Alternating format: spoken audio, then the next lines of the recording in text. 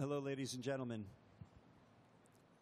Now, we're working under difficult conditions today because we haven't been able to get my computer to talk to their equipment, and we thought we had more time than we do. We'll go without it. That's okay. So, so some of the visuals, the names will not be apparent. I'll have to tell you who these people are, but their name cards will indicate. And as everyone speaks, we will ask them to please step down, and another one of our speakers will come up. My name is Stuart Scott, and I am founder of the United Planet Faith and Science Initiative, upfsi.org. And our mission is to bring together science and religion on a united platform of urgency of climate change, urgency of dealing with climate change. And we bring together, as you'll see, spiritual leaders and scientists at COPs and intercessionals and other events in order to express the urgency of this issue. Now, I would ask our Archbishop Seraphim Kikotis to please speak first.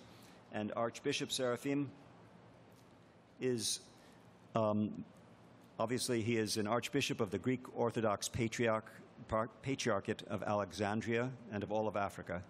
And he is a member and a leader within SAFSI, the South African Alliance of Environmental Groups. And Archbishop, would you please honor us with your words and wisdom? Thank you very much. As we are here on behalf of the faith communities, I have to emphasize that this is the first time that we have a committee working very closely with the Secretariat to get the voice of our congregations. And if you like to give your email to receive information, there are people here, members of the committee, and they can get your email in order to release more information about this initiative. There are elections around to the whole world, but unfortunately, people who can influence their leaders are not there. And we believe that people who can influence their leaders are the members of our congregations. And we're looking to find why we fail about the Kyoto Protocol. 80 years negotiations. And when they came for implementation, unfortunately, countries which are responsible for more than 50% of the pollution never follow this protocol. So what is missing, and what we can take into account now through the faith communities in order to solve problems like timing, participation, and of course, implementation. And that's why it's very important, the next meeting in Paris, to start working now, not tomorrow. Last year, there was an important initiative later you are going to tell you more about this, about the youth of the Methodist World Federation on fasting to make people sensitive, because the first victims of climate change are the poor people. And we're talking about the half of the population of the whole world, 3.5 billion people suffer because the global economy is there only for the people who can afford, who they have money. Our responsibility as faith communities is to bring our leaders with us and to be the voice of their congregations and to challenge our leaders to think about the whole body of the humanity, to think about the whole planet for our future, for the future generations. Thank you. Thank you, Archbishop. Thank you, Archbishop Seraphim. Now, if I may ask you to please join the audience, and Martin Kopp, would you come sit so we can move smoothly through all of our many speakers? Thank you very much. Bless you. Next, we will hear a few words from Dr. Salim Al Haq, who is a convening lead author in the IPCC Fifth Assessment Report and has been working with the IPCC for many years. A very esteemed scientist and a wise person on the IPCC. Please, Dr. Haq. Thank you very much, Stuart, and good afternoon, everybody. My name is Salim Al Haq. I have been a lead author of the IPCC Third Assessment Report, convening lead author of the Fourth Assessment, and most recently a convening lead author of the Fifth Assessment Report. However, I must make it very clear that I do not speak for the IPCC. I was one of the authors of many. My primary affiliation is the director of the International Center for Climate Change and Development based in Bangladesh. And my area of research and work is on the impacts of climate change and adaptation amongst the poorest people on the planet, poor communities and poor countries. And in the context of the UN Framework Convention and the COPs, I come to these COPs in support of the Least Developed Countries group, which is a group of the poorest countries in the world. There are nearly 50 of them, most of them in sub-Saharan Africa. They are a caucus group in the negotiations. They negotiate as a group. And I will speak a little bit about their expectations and the connection between faith and science from their perspective. So the expectations from the least developed countries, who are the most vulnerable to the impacts of climate change, is that we get a solution to the problem.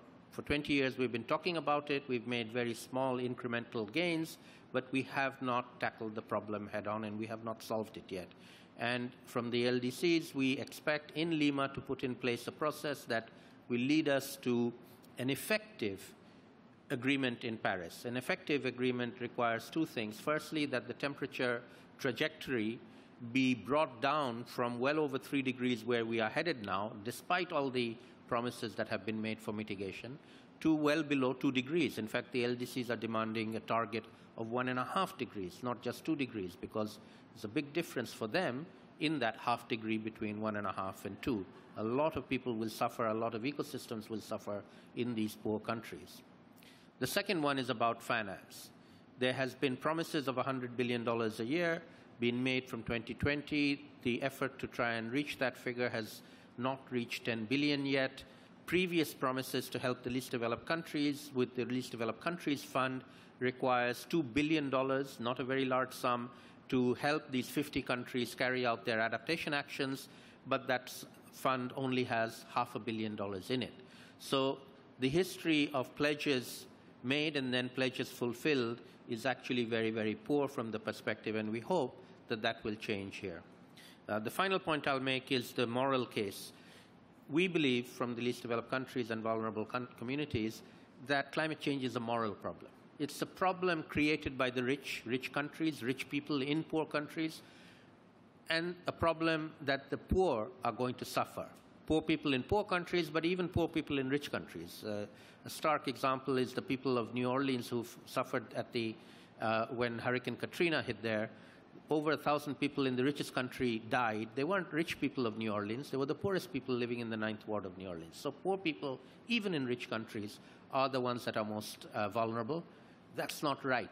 That's a morally unacceptable situation where the rich cause suffering to the poor without taking responsibility for it. And I think that that's something that all religions will abhor, will tell us not to do that, will teach us that that is morally unacceptable, and that whatever faith we all belong to, we should take this issue seriously and get our leaders to take the right actions, because the leader so far has let us down very, very badly, and we hope that they have another opportunity here in Lima in the next 2 weeks and then over the next year till we get to Paris to do the right thing. And I hope that all people of faith, from whatever faith they have, will urge their leaders to do the right thing. Science has spoken on this issue. There is no doubt about the science. It's now about getting the leadership to do the right thing. Thank you. Thank you very, very much, Dr. Haq. And if we can please have Dr. Peng come and sit with us. I would like to say, to amplify Dr. Haq's comments, that yes, science has spoken, and religion is speaking also. And today we hope it's very clear that religion and science are speaking together. That's the whole point of our being here. There is a huge consensus that this is a problem that needs to be addressed immediately. Next, we'll hear a few words from Valerie Bernard, who is with Brahma Kumaris World Spiritual University in Geneva, and she's a co-founder of the Geneva Interfaith Forum on Climate Change, Environment, and Human Rights. Valerie? Thank you, Stuart. What I would like to say is quite simple, really. This is our world. It is our planet on which lives our family, and there is no planet B. The present situation is the result of the awareness trajectory of human history. So it is also, in a sense, the history of our ethics that has actually conduced us where we are today. But the living world is actually the result of the relationship of three living systems, or you could say three worlds. We have the physical dimension, we have the human dimension, but we also have the spirit dimension. And by only functioning on the physical level and forgetting the spiritual dimension, human beings have unbalanced a very sensitive system. So not respecting and not understanding the very sensitive relationship between the self and the self, between the self and others, and between the self and the physical and spiritual world, we have conduced our world where it is today. So we are very rightly speaking of historical responsibility, of common but differentiated responsibility, but we could and should also speak of personal and ethical responsibility towards ourselves, towards others, and towards our Pachamama. Because all three are actually suffering the consequences of our present attitude and vision.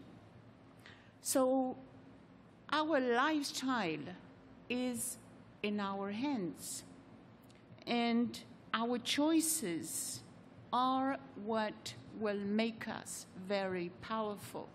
The choices that the people who are taking the decisions here are going to take, but also the decisions that each one of us in his personal life, in his own way to consume, in the way he or she eats, in the way he or she behaves, can make a very powerful difference. When we fulfill our responsibility by keeping in our awareness the sacred relationship between these three subtle energies, then we wouldn't destroy our environment, but we could experience the joy of the dance with matter. Thank you very much. Thank you, Valerian. And please, we've just been joined by Mr. Nick Nuttall, who is the UNFCCC's spokesperson. And since in respect of his very busy schedule, I think we will do a presentation now. First, let me show and explain what we have. Oh, thank you. Thank you very much, Martin. This is a faith and science declaration on climate change. When I first started doing these meetings at COPs, we called it the Interfaith Declaration on Climate Change, before we realized that science was a partner that we had to have at the table. And we've had the signatures of representatives of many religions and scientists who have signed this for us. And we would like to make an official presentation to the Secretariat. We had invited Christiana Figueres to come, and she received the declaration in Durban from us, but was unfortunately not able to join us today. So Nick is here to receive it on her behalf. Please come, Nick. Please. Would you like to say a few words? Yes, I would. I would Please. very much indeed. Well, thank you, Stuart, and thank you, everybody, for being here. I'm sorry Christiana can't be with us, but you can imagine that she's stretched like a rubber band. Very delighted to receive this declaration, the United Planet Faith and Science Initiative, a Faith and Science Declaration on Climate Change. It's absolutely critical that we get the world's religions behind this issue of climate change. And you can look at it from many, many angles as to why. But even if it's just simply the issue of caring for our fellow men and women and children in vulnerable parts of the world, even if it's just that, we have a huge responsibility to make sure the development pathway for these people is sustainable and they are not going to be facing the kinds of risks and shocks which are in store if we don't deal with climate change. But I think from a moral sense, a stewardship of the earth and those concepts that naturally flow, climate change is not just the only issue in town. We have the whole biodiversity loss issue. We have other damage happening to our world with chemicals. But climate change is one of those overarching topics. And I think that if we can deal with climate change, we can deal with many, many other issues at the same time. And that, it seems, eminently an issue of responsibility and of stewardship. So we welcome this. We welcome the movement of religion and faith groups around the world. It's happening. I think in the last 2 years, and particularly in the last 12 months, we are seeing a great movement forward. The number of people who are members of those faiths, of course, can also be influenced in a positive way to make sure the governments do the right thing in Paris. So thank you very much indeed, Stuart. Thank you, Nick. And if we can have all of our speakers who've spoken and who will speak come and join for a photograph that we can take together of this presentation, Elias, for just one moment.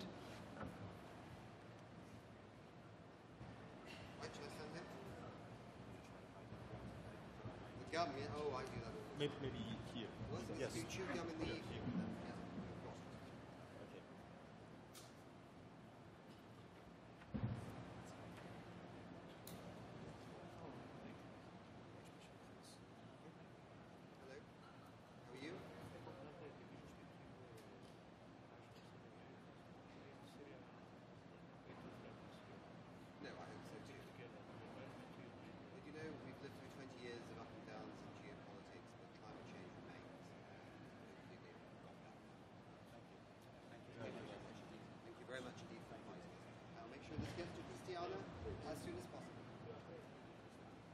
Oh, she's great. Thank you very much indeed. Thanks for coming. Thank you. We are doing this, as we say in America, by the seat of our pants. We thought we had 2 half hours. We have a lot of speakers. We only have 1 half hour, it turned out. So we are going to keep marching right along. So next we'll hear from Martin Kopp. And Martin represents the Lutheran World Federation. I'm sorry, the technology, as I say, it should be on the screens in front of you. But Martin, would you please help us with your words? Thank you. Thank you, Stuart. I'm here for the Lutheran World Federation, but also for a global movement that is both interfaith and secular, which is the Fast for the Climate. Also, I'm part of the French Protestant Federation working group on COP21, as next year France will host this very important climate meeting. So I would like to give a more action-oriented perspective and be a testimony of what religions can do to try to close the gap between what the science says, which is clear, as has been recalled to us, and the ambition of action. On the first day of this COP, 1st of December, around 10,000 people in all countries around the world have fasted for the climate in solidarity with the victims of climate change, as well to demand progress toward a meaningful outcome next year in Paris. Especially, more than half the population of the island of Tuvalu fasted for the climate on the 1st of December. Indeed, the president of the Congregational Christian Church of Tuvalu, Penuti Taiyea, called on the whole nation to fast and to send a clear message to this COP on the day of its own opening. This was the biggest climate fast ever.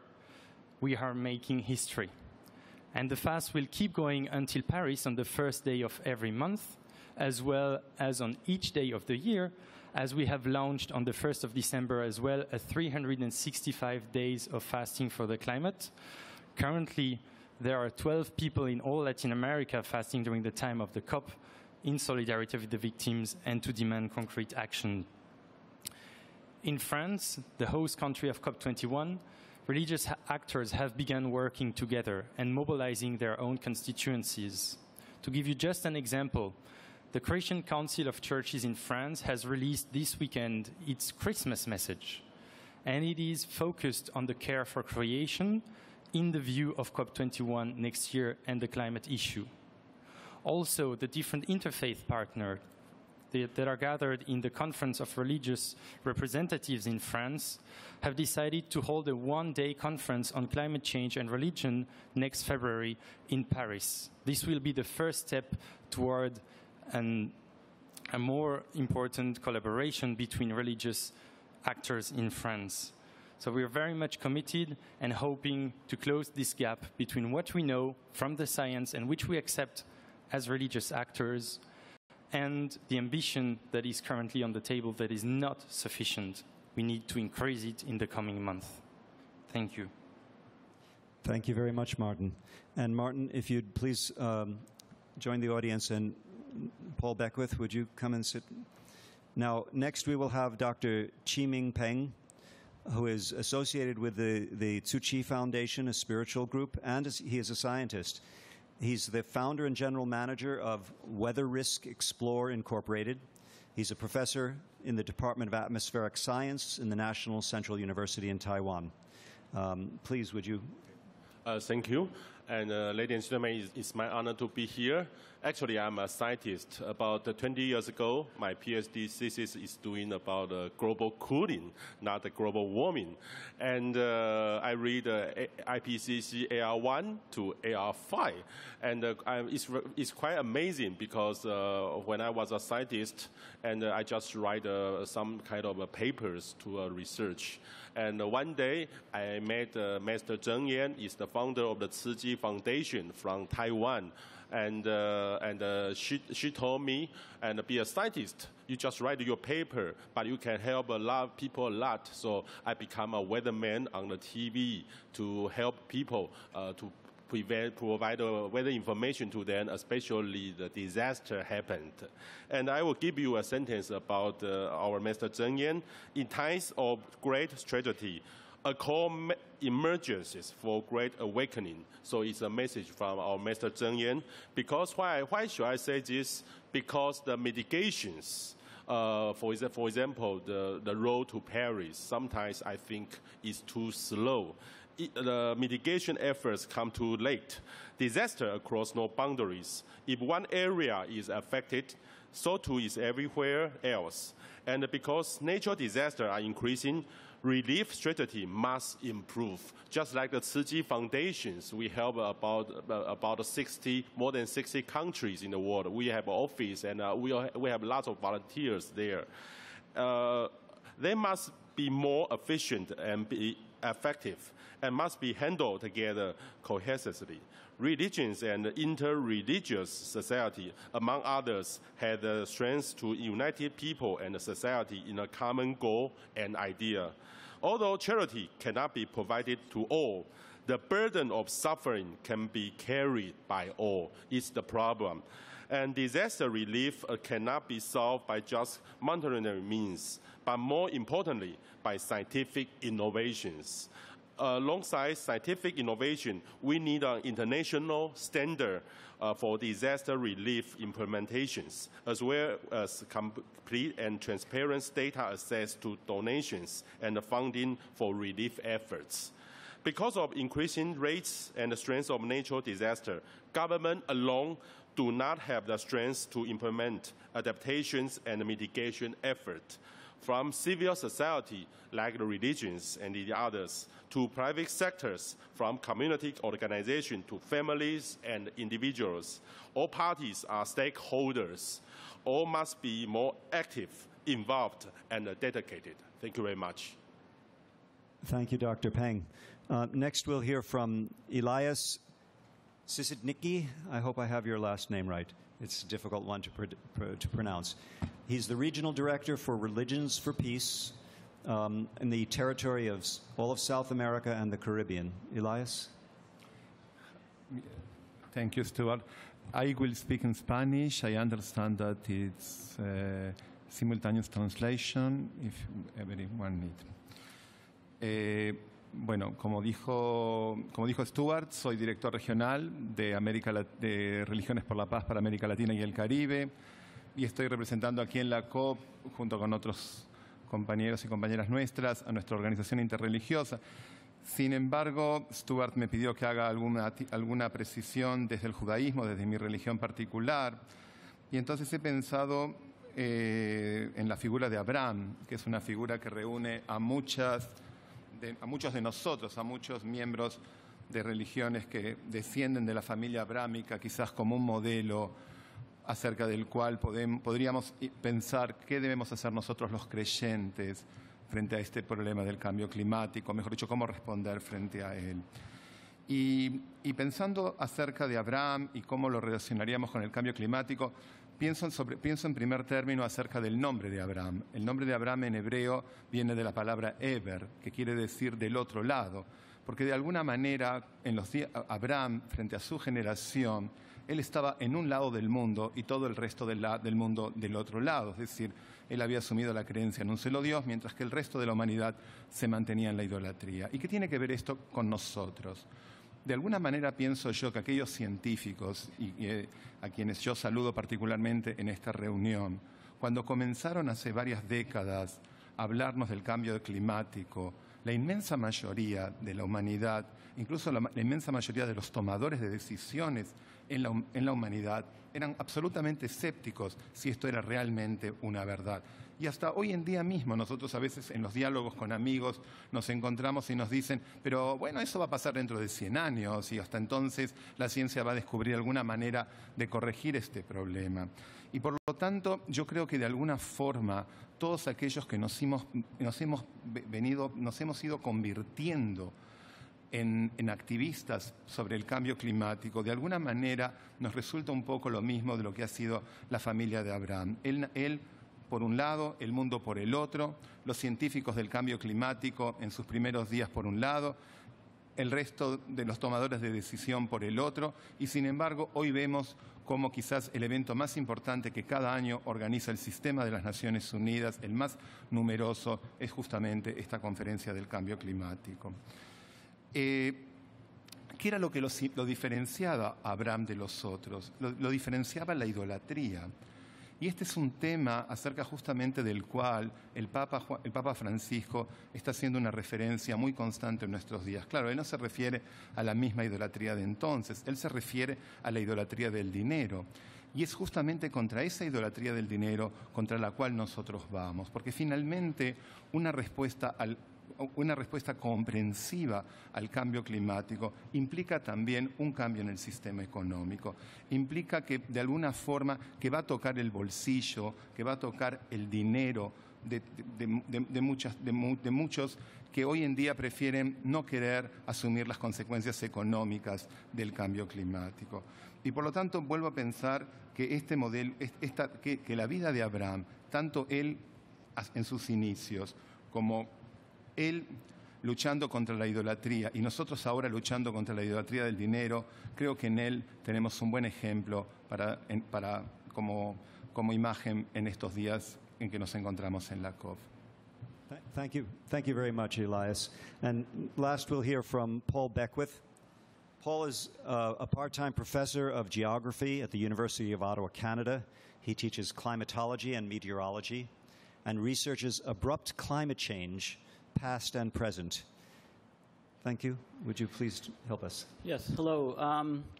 I look at my research involves looking at the climate system as a whole. Basically, the Arctic is warming extremely rapidly, and as a result, the temperature difference between the Arctic and the equator is decreasing. And from the physics and the meteorology, this decreases the speed of the jet streams, makes them wavier and slower, and it causes the weather systems to get stuck in patterns, causing extreme rainfall, torrential rainfall events, which lead to floods, and in other regions causes very dry regions. And as the Arctic is also warming so fast, the oceans are warming, and the air above the permafrost and tundra are warming. So methane emissions are increasing from the Arctic, both from the marine sediments and on land.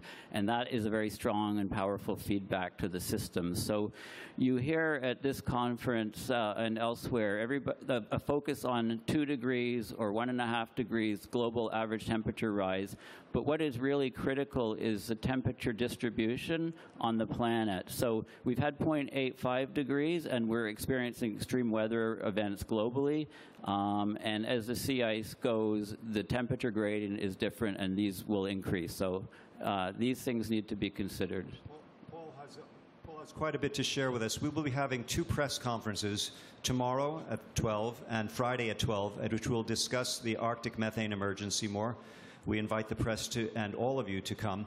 And for the members of the press who I promised a free lunch to, please come see me afterwards. We have vouchers for you to have a free lunch. There is such a thing as a free lunch. Thank you very much, ladies and gentlemen.